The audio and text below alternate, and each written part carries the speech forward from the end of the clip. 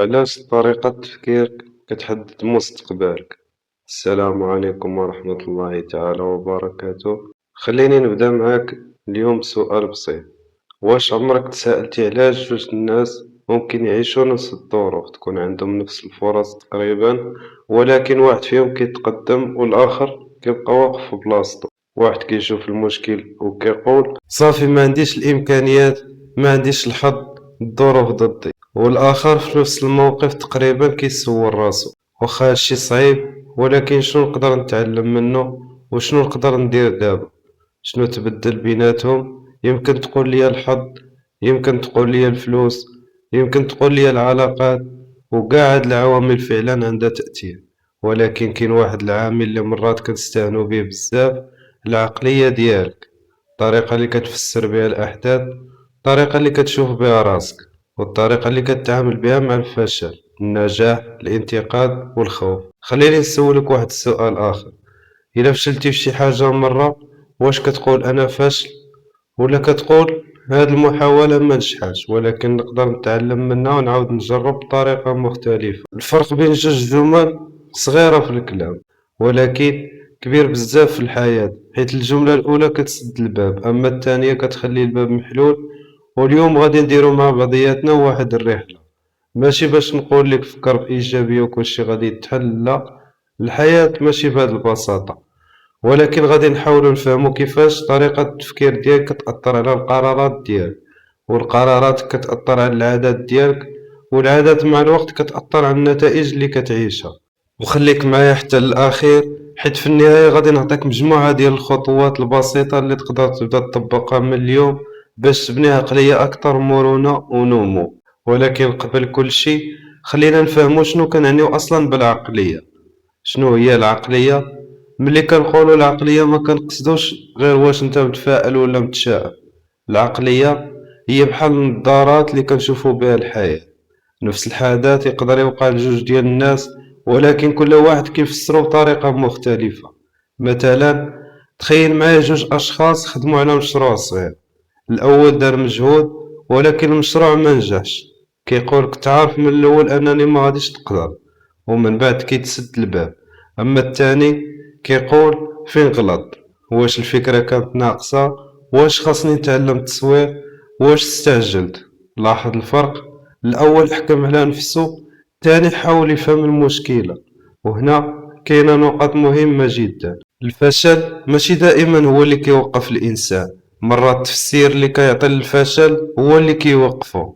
إلا فسرتي الفشل على أنه دليل أنك ما عندكش القدرة غادي تراجع، ولكن إلا شفتيه على أساس أنه معلومة كتوريك شنو خاصك تصلح، غادي يكون عندك احتمال أكبر باش تتعلم وتعاود. وهنا كنقربو من واحد المفهوم مهم بزاف: كاين الإنسان اللي كيعتقد أن القدرات ديالو محدودة وثابتة، وكاين الإنسان اللي كيآمن أن القدرات ديالو ممكن تطور بالتعلم والممارسة والصبر. وهذا الفرق يقدر يغير الطريقة اللي كتعيش بها حياتك. واش انت كتقول انا هكا؟ دابا بغيتك تجاوبني بصراحة، واش سبق لك قلتي انا هكا ما نقدرش نتبدل؟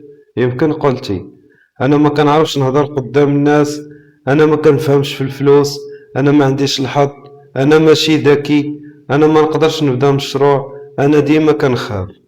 ولكن خليني نطرح عليك السؤال: واش هادشي كامل حقيقة ولا غير أوصاف عودتي تقولها لراسك حتى وليتي مصدقها؟ فرق كبير. مثلا إلا قلتي أنا ما كنعرفش الإنجليزية، هاد الجملة كتخلي الأمر بحال إلا سالا، ولكن إلا قلتي أنا مازال ما تعلمتش الإنجليزية مزيان، المعنى غيتبدل. الأول كتقول هذه هي هويتي، الثانية كتقول هذه هي المرحلة اللي أنا فيها دابا. وهنا كاين سر صغير: ماشي كل حاجة ما كتقدرش ديرها اليوم معناها أنك ما غاديش تقدر ديرها غدا. يمكن غير ما تعلمتيهاش بعد، يمكن ما عطيتيهاش الوقت الكافي، يمكن جربتي مرة وجوج واستسلمتي، ويمكن حتى البيئة اللي كنتي فيها خلاتك تشك في راسك. ولكن الإنسان عنده قدرات كبيرة على التعلم والتكيف، وهذا ما كيعنيش أن أي واحد يقدر يحقق أي حاجة بلا حدود، لا، كاين الظروف، كاين الواقع، كاين القدرات، وكاين الحظ. ولكن كاين حتى الشيء اللي تقدر تتحكم فيه: كيفاش غادي تتعامل مع الوقت اللي قدامك. المشكل دائما ماشي في الظروف دابا تخيل معايا واحد الشخص باغي يتعلم مهارات جديدة، كيشوف فيديوهات، كيبدا ومن بعد كيلقى راسو ما فهم والو، كيقول انا ما عنديش الموهبة وكيحبس. شخص اخر كيدوز من نفس التجربة ولكن كيقول واضح انني مبتدئ، خصني وقت، وكيكمل بعد شهر، بعد 3 شهور، بعد عام. الفرق بيناتهم ممكن يكون كبير جدا، ماشي بالضرورة لأن الثاني كان أذكى من الأول، ولكن لأنه ما فسرش الصعوبة على أنها دليل على العجز. وهنا بغيتك توقف شوية مع هذه الفكرة. إلا كانت شي حاجة صعيبة عليك اليوم، واش هذا دليل على أنك ما غاديش تقدر عليها؟ طبعا لا. الصعوبة مرات كتكون غير ملائمة أنك تتعلم شي حاجة جديدة. فكر فيها بحال الرياضة. إلى أول مرة دخلتي القاعة ديال الرياضة ورفعتي وزن ثقيل والعضلة ديالك ما قدرتش، واش كتقول انا ما عنديش عضلات صافي غادي نستسلم؟ لا، كتبدا بشي حاجه مناسبه للقدرات ديالك وكتزيد شويه بشويه. العقل حتى هو كيحتاج التدريب، تعلم تدريب، الصبر تدريب، تركيز تدريب، حتى طريقه التعامل ديالك مع المشاكل تقدر تطورها. ولهذا من اليوم حاول تبدل واحد السؤال، بدل ما تقول علاش انا ما نقدرش، جرب تقول شنو خاصني نتعلم باش نقدر. بدل علاش ديما كنطيح، قول شنو نقدر نتعلم من هاد الطيحة. وبدل الناس سبقوني، قول شنو نقدر ندير اليوم باش نكون احسن من البارح. يمكن هاد التغيير يبان بسيط، ولكن مرات التغيير الكبير كيبدا بسؤال صغير. ودابا قبل ما نمشيو للنقطة الجاية، بغيتك تفكر في شي حاجة وحدة في حياتك كتقول عليها دائما انا ما نقدرش. شنو هي؟ الفلوس، ولا الخدمة، ولا التعلم، ولا الثقة بالنفس، ولا شي مشروع، ولا شي علاقة؟ ولا اختار غير حاجة وحدة وحاول تسول راسك واش فعلا ما نقدرش، ولا غير ما تعلمتش كيفاش نقدر. وخلي هاد السؤال معاك، حيت من هنا غادي نبداو ندخلو اكتر في واحد الموضوع مهم.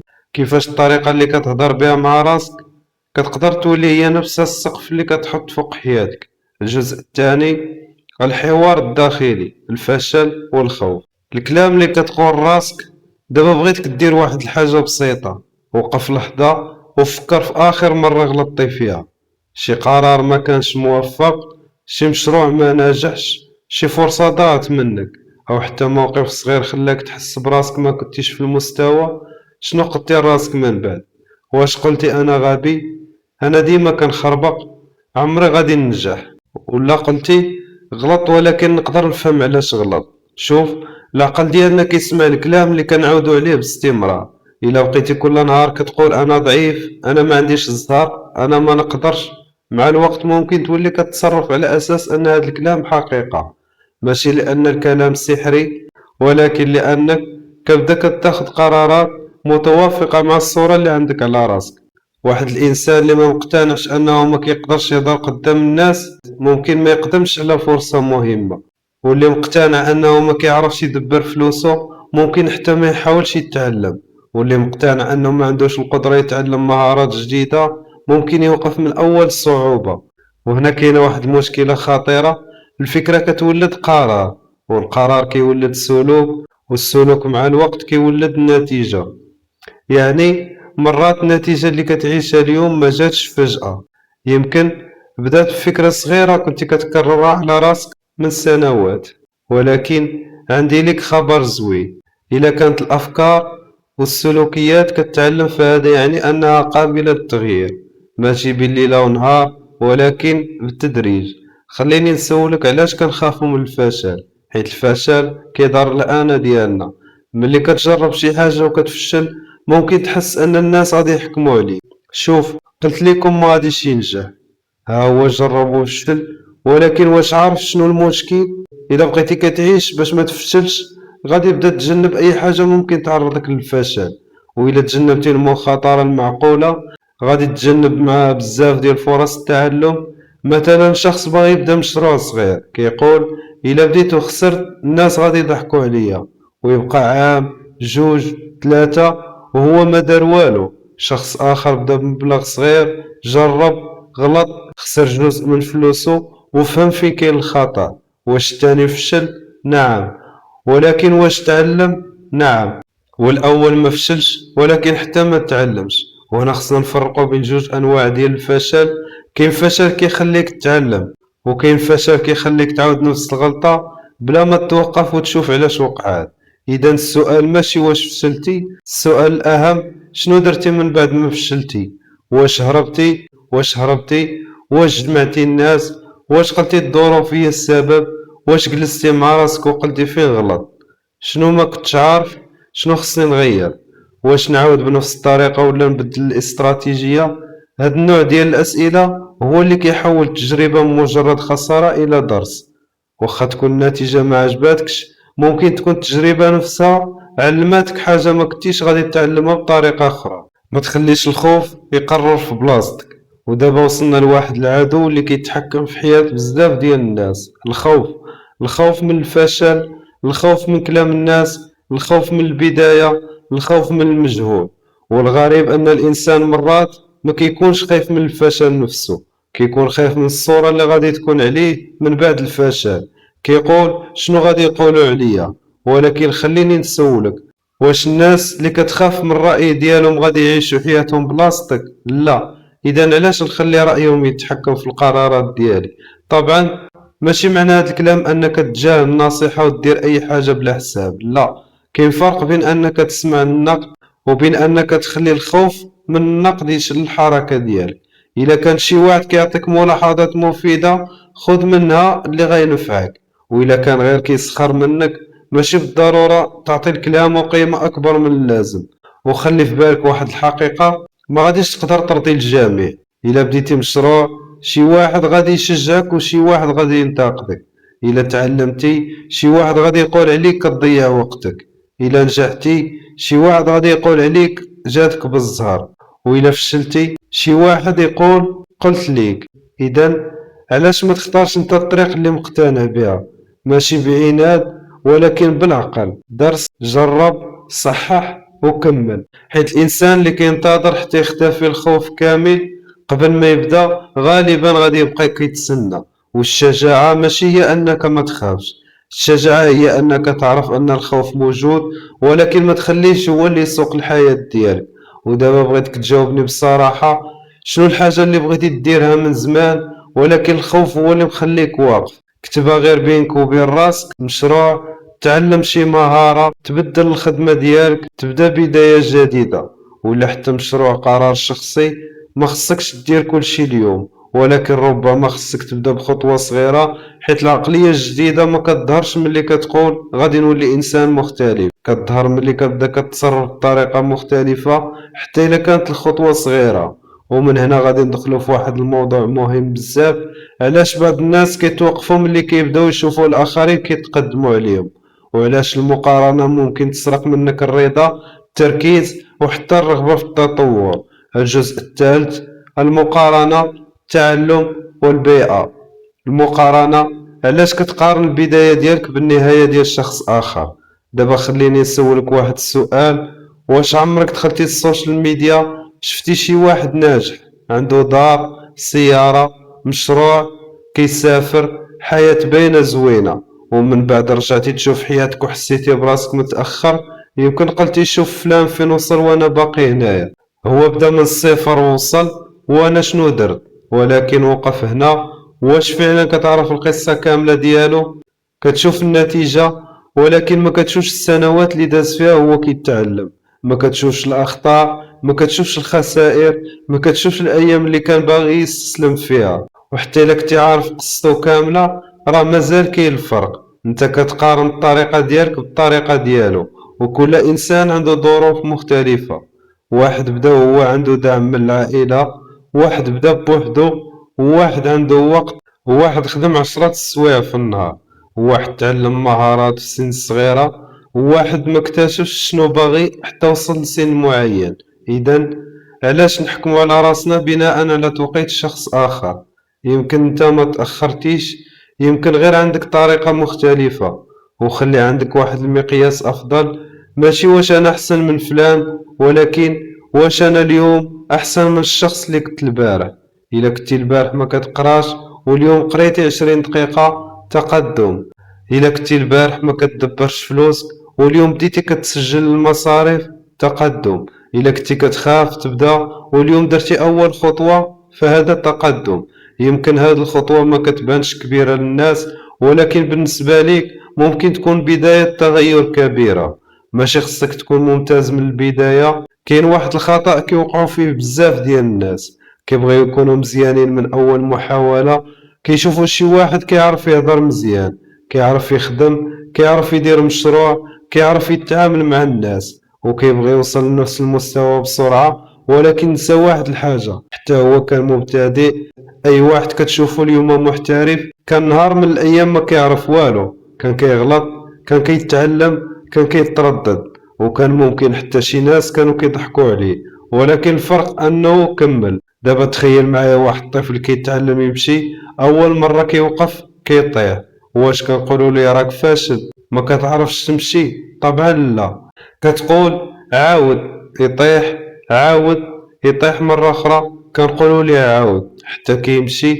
الغريب أننا كنكونوا رحماء مع الأطفال، ولكن قاصحين بزاف مع راسنا. أول مرة نجربوا شي حاجة ونغلطوا كنقولوا أنا ما نصلحش. علاش ما نقولوش أنا مازال كنتعلم؟ هاد الكلمة الصغيرة عندها تأثير كبير. مازال ما تعلمتش، مازال ما وصلتش، مازال ما فهمتش، مازال ما عنديش الخبرة. التعلم الاستثمار اللي ما كيضيعش. دابا بغيتك تصور راسك إلا عطيتك ساعة وحدة كل نهار لمدة عام باش تتعلم شي مهارة، شنو ممكن يتبدل في حياتك؟ ساعة وحدة ماشي 10 ساعة. يمكن تتعلم لغة، يمكن تتعلم مونتاج، يمكن تتعلم تسويق، يمكن تتعلم مهارات تقنية، يمكن تقرأ، يمكن تتعلم كيفاش دير الفلوس، يمكن حتى تتعلم كيفاش تتواصل مع الناس. المشكل ماشي دائما أننا ما عندناش الوقت، مرات المشكل هو أننا ما كنستعملوش الوقت اللي عندنا بطريقة واعية. نقدروا نضيعوا ساعة في التصفح، ولكن ملي كنقولوا ما عنديش ساعة نتعلم كنلقاوها صعيبة. إذا ما خاصكش تبدا بثلاثة الساعات، بدا ب20 دقيقة، ولكن ديرها باستمرار. حيت العقلية ديال النمو ما كتقولش خصني نولي ممتاز دابا، كتقول شنو نقدر نتعلم اليوم. وهنا فرق كبير، البيئة ديالك كتأثر عليك أكتر مما كتظن. دابا وصلنا لواحد النقطة اللي مهمة بزاف، الناس اللي محاط بهم. خليني نسولك، إلا كنتي كل نهار جالس مع ناس كيشوفوا أي محاولة فاشلة وأي فكرة جديدة مضحكة وأي طموح مستحيل، واش ساهل تبقى متحمس؟ غالبا لا، حيت الإنسان كيتأثر بالبيئة ديالو. إلا كل مرة قلتي بغيت نتعلم جاك الجواب علاش ما غاديش تستافد، خليك بحالنا، هادشي ماشي ليك. مع الوقت ممكن تبدا تشك في راسك، ولكن إلا كنتي قريب من الناس كيسولو شنو تعلمتي اليوم، كيفاش نقدر نعاونك، جرب. وإلا ما نجحتيش تعلم منا، غادي يكون عندك جو مختلف.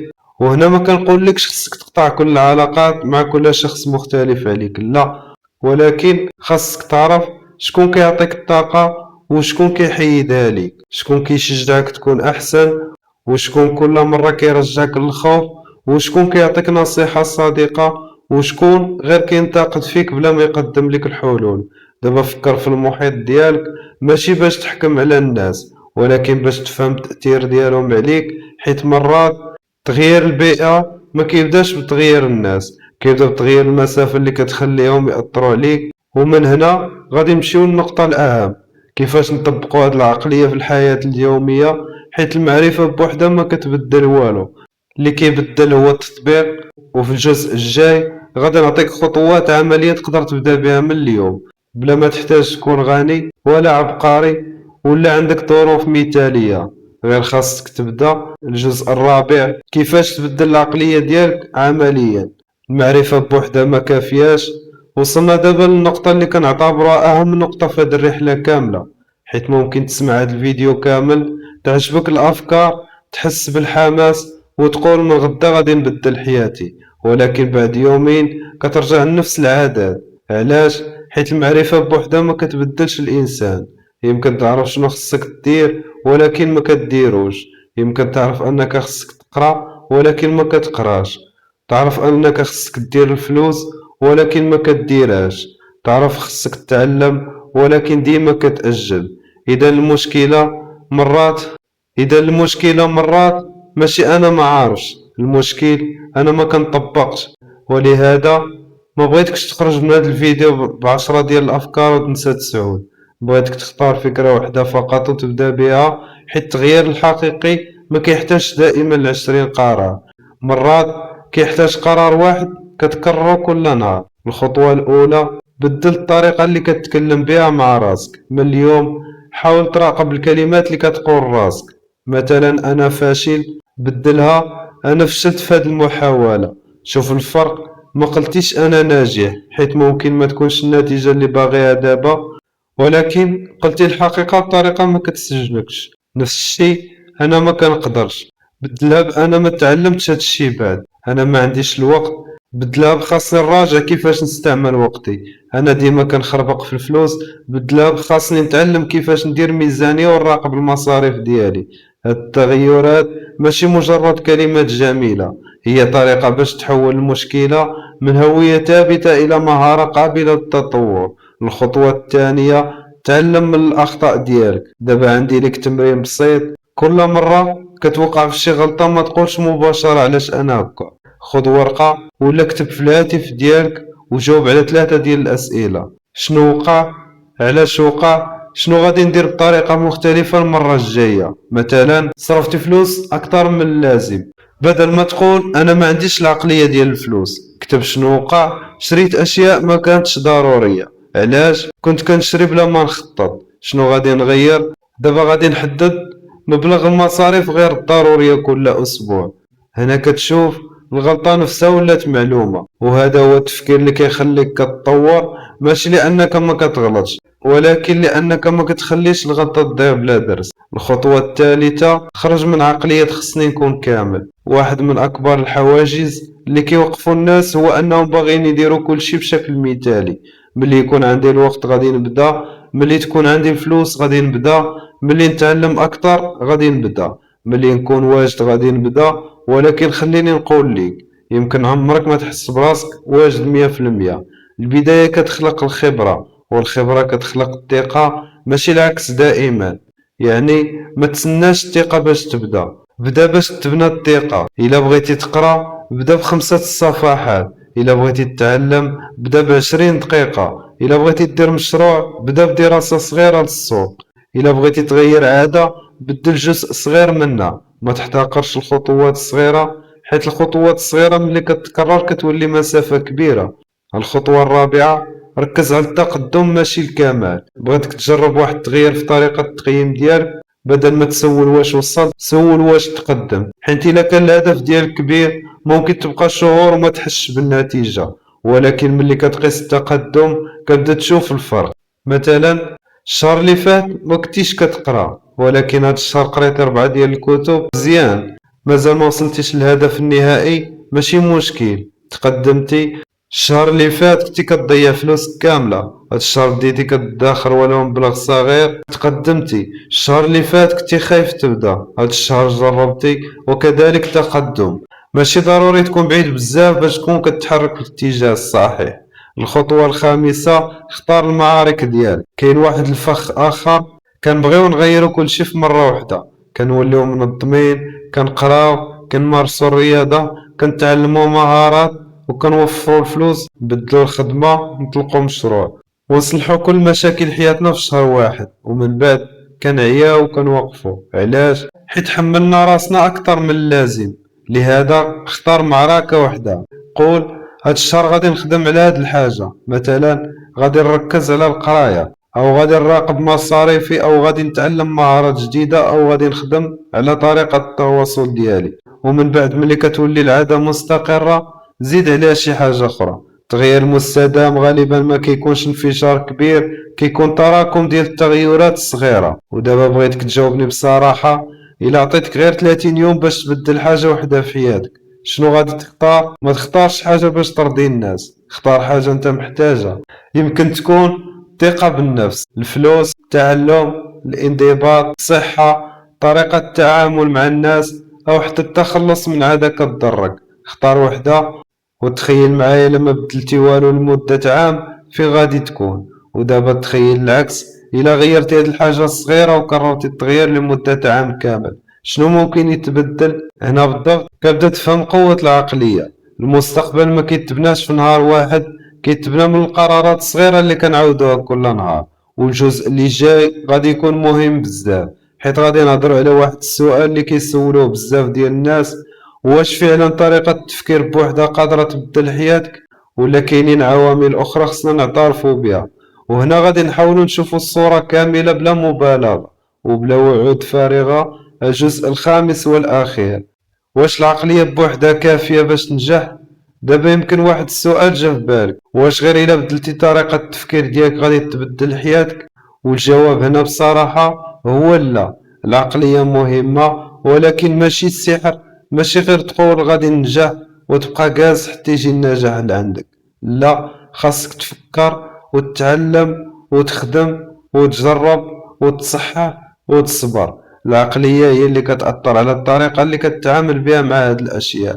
مثلا جوج أشخاص فقدوا الخدمة ديالهم، الأول كيقول سالت حياتي، والثاني كيقول هاد الوضع صعيب ولكن خصني نشوف شنو نقدر ندير. الثاني ما عندوش ضمانات أنه غادي يلقى خدمة غدا، ولكن عنده احتمال أكبر يتحرك، يبدا يقلب، يتعلم مهارات، يسول الناس، يمكن ينجح ويمكن يحتاج وقت، ولكن على الأقل ما استسلمش للفكرة الأولى. وهنا خصنا نفهمو حاجة مهمة: العقلية ما كتحكمش في كل شي كيوقع ليك، ولكن كتأثر بزاف كيفاش كتعامل مع اللي كيوقع ليك. وهذا هو الفرق الكبير. التفكير الإيجابي ماشي أنك تنكر الواقع، كاين فرق بين الإنسان الإيجابي والإنسان اللي كيهرب من الواقع. مثلا إلا عندك مشاكل مالية ماشي الحل تقول كلشي غادي يكون مزيان وتبقى ما كدير والو. التفكير الواقعي كيقول عندي مشاكل مالية، خصني نفهم المصاريف ديالي، نزيد الدخل إلا قدرت، وننظم الفلوس ديالي. إلا فشل المشروع ديالك ماشي تقول أنا غادي ننجح مهما وقع، وبلا ما تتعلم من الخطأ قول المشروع ما نجحش بالطريقة اللي جرب، دابا خصني نفهم علاش ونقرر واش نصلح الفكرة ولا نغير الاتجاه. يعني الأمل مهم ولكن خصو يمشي مع الفعل، الثقة مهمة ولكن خصها تمشي مع التعلم، والطموح حتى هو مهم ولكن خصو يمشي مع الصبر. ملي كيهبط الحماس. ودابا بغيت نهضر معاك على واحد الحاجة اللي قليل اللي كيهضر عليها: الحماس ما كيبقاش ديما. في الأول كتكون متحمس، كتشوف فيديو تحفيزي، كتقول من غدا غادي نولي شخص جديد. النهار الأول كتخدم، النهار الثاني كتخدم، النهار الثالث كتعيا، كتجيك ظروف كتكون ما عندكش الرغبة. وهنا كيبان الفرق، حيت الإنسان اللي كيعتمد على الحماس غادي يوقف ملي الحماس يمشي، أما الإنسان اللي كيبني عادة وانضباط كيقدر يكمل حتى في الأيام اللي ما عندوش فيها الرغبة. ما خاصش كل نهار تكون متحمس، خاصك تعرف علاش بديتي وخلي الهدف ديالك واضح. وإلا طحتي شي نهار ما تقولش صافي ضيعت كلشي، عاود في اليوم اللي من بعد. إلا فاتك نهار ديال القراءة قرا غدا، إلا خرجتي على الميزانية رجع نظمها، إلا رجعتي لعادة قديمة حاول من جديد. السقوط ما كيمسحش التقدم اللي درتي قبل. الرسالة الأخيرة، ودابا وصلنا للنهاية، ولكن قبل ما نسدو الفيديو بغيتك ترجع معايا لأول سؤال: على جوج ديال الأشخاص ممكن يعيشوا ظروف متشابهة ولكن كيمشيو في طرق مختلفة؟ الجواب ماشي بسيط. الحياة فيها الحظ، فيها الظروف، فيها الفرص، فيها المال، فيها العلاقات، وفيها أشياء كتيرة ما كنقدروش نتحكمو فيها. ولكن كاين واحد الجزء اللي كيبقى بين يديك: كيفاش غادي تفكر، كيفاش غادي تفسر الفشل، كيفاش غادي تتعامل مع الانتقاد. واش غادي تتعلم ولا غادي تستسلم؟ واش غادي تقارن راسك بالناس ولا تقارن راسك مع الشخص اللي كنتي البارح؟ واش غادي تقول انا هكا وما غاديش نتبدل، ولا غادي تقول انا مازال كنتعلم؟ وخلي هاد الجملة الأخيرة معاك: ماشي ضروري تبدل حياتك كاملة اليوم، يمكن غير تبدل فكرة، ومن بعد تبدل قرار، ومن بعد تبدل عادة، ومن بعد مع الوقت غتبدل النتائج. حيت المستقبل ما كيتصاوبش غير بالأمنيات، كيتصاوب بالأفكار اللي كتآمن بها والقرارات اللي كديرها والعادات اللي كتكررها. إذا من بعد ما تسالي هذا الفيديو ما بغيتكش غير تقول فيديو زوين، بغيتك تسول راسك شنو هي الحاجة الوحيدة اللي غادي نبدلها من اليوم. اختار وحدة، ماشي 10، وحدة وبدا بها. يمكن تكون خطوة صغيرة ولكن يمكن تكون هي أول خطوة في الطريق الطويلة ديالك. وإلا عجبك هاد النوع ديال المحتوى اللي كيساعدنا نفهمو راسنا ونطورو طريقة تفكيرنا ونشوفو الحياة من زوايا مختلفة، ما تنساش دير لايك وتشترك في القناة وتفعل الجرس باش توصلك الفيديوهات الجاية. كتب لي في التعليقات شنو هي أول حاجة غادي تبدلها في العقلية ديالك. يمكن الجواب كيكون بسيط، ولكن يمكن حتى يكون سبب باش شخص آخر ياخد أول خطوة في حياته. شكرا بزاف على وقتك وعلى الاستماع، وتذكر دائما ماشي كلشي كتقدر تتحكم فيه، ولكن الطريقة اللي غادي تواجه بها الحياة كتقدر تبدا من اليوم.